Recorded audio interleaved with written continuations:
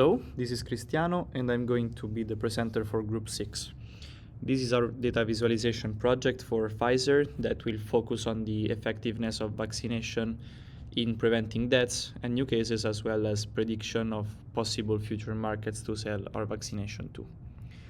Starting with the first piece of statistics, we have the cases versus death per country comparison. We selected these 15 countries and we compared all the deaths with the COVID cases. And the first country that stands out is Peru, with a very high death rate being 9.59%, which means basically that for each 10 cases of COVID, one resulted in death.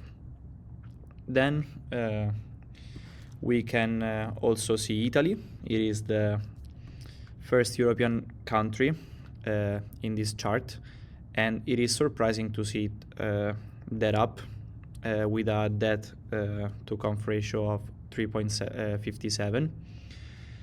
And last we have Qatar with a ratio of just 0.2, which is really low, and it could be due to many factors, including also the vaccination rate, which we're gonna analyze on the next ratio. Time to analyze in our second chart why is that Qatar has such a low death per cases ratio. And this graph is just vaccinated per population ratio. We can see the bar chart just shows the number of the population. Then the green line actually shows the vaccinated people per population in each country. Going up, we can see that Qatar lies at 63.06%, which is one of the highest ratios, and so it justifies the fact that it is the country with the least mortality between those that we compared. Instead, if we check Peru, we can see that the vaccinated to population ratio is just 27.8%, which is relatively low, and it might be one of the reasons why the death ratio is so high. A strong correlation that there is between vaccinated population and deaths, with examples of Qatar and Peru, we decided to go deeper by picking Colombia, being a mid-player in the cases versus deaths chart.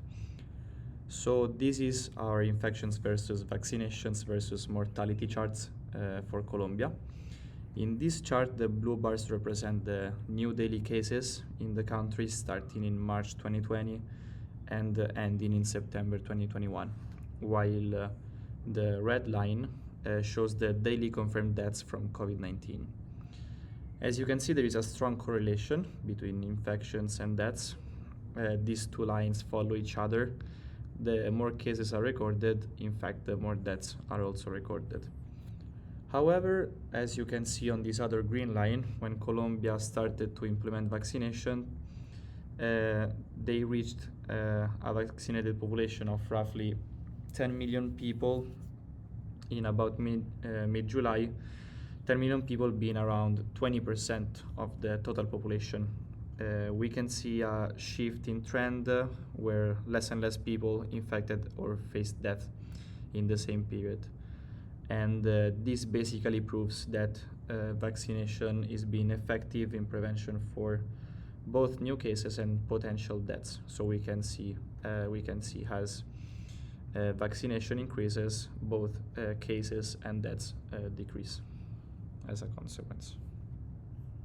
Our business-related focus. Our last question was, based on all these insights that we have just visualized, where should Pfizer focus its future efforts? So we have created this map with the countries having the highest percentages of unvaccinated people by just subtracting the vaccinated percentage from 1 for each country.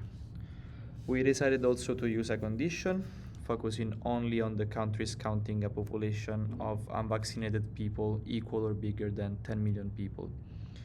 The reason why we did this is that from a business perspective, we decided to focus first on the countries with a bigger market to sell vaccines to.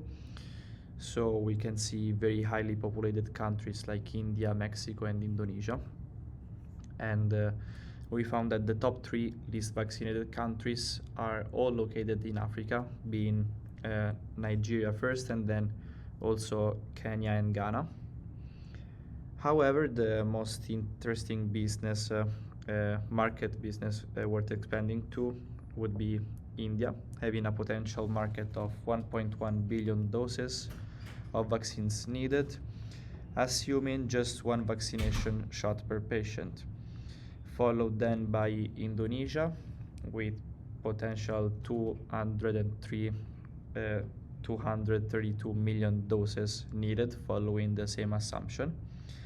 And after this we have Pakistan, the Philippines, Ukraine, and all the rest of them.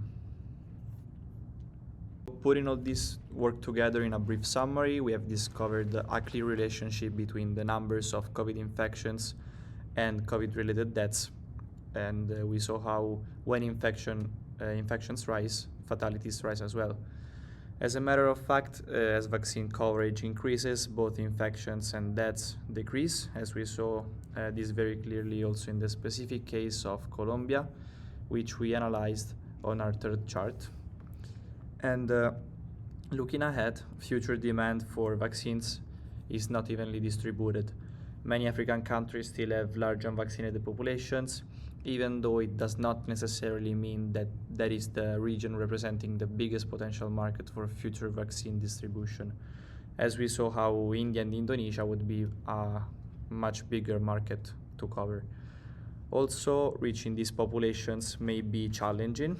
Many developing countries face barriers such as weak infrastructures, limited medical resources, and also low public awareness. And these factors together need to be taken into account when planning how vaccines should be distributed. To conclude our analysis, we can say how it highlights the importance of vaccination programs and helps also identify where future efforts should be focused.